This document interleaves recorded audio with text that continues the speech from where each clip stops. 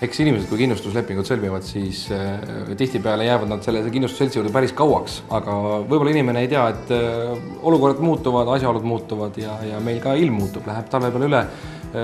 Inimesed võib-olla ei tea nende lepingute tingimusi ja võib-olla neil omavaheliselt äkki muudetakse midagi või nad peaksid kursis olema. Kuidas teil asjad on? Kindlasti on meil seltsina hea meel, kui klient tuleb meile ja jääb pikaks ajaks meie kliendiks.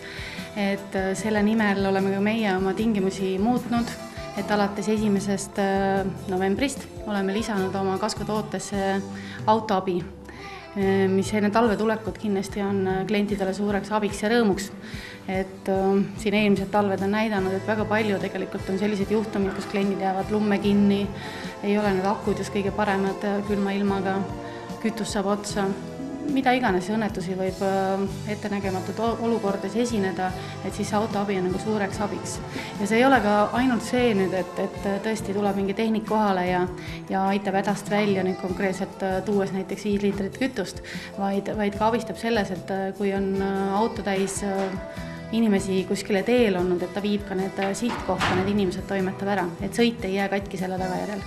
Me kujutame ette, et inimesed sõidavad nüüd Tallinnast Tartusse, jäävad tee peale, siis mida nad tegema peavad? Peavad lihtsalt helistades ja tuleb tehnik ja viib nüüd kohale?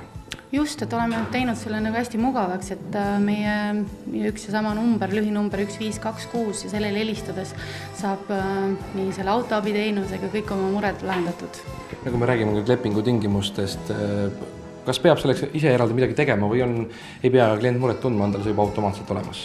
See on automaatselt olemas, et see ei ole kuidagi eraldi lisana juurde ostetav risk. Teenus on tasuta ja kehtib ka tagantjärgi kõikidele olemasolevatele RSA klientidele. Lisakulusid ühele kliendile ei tegi? Absoluutselt.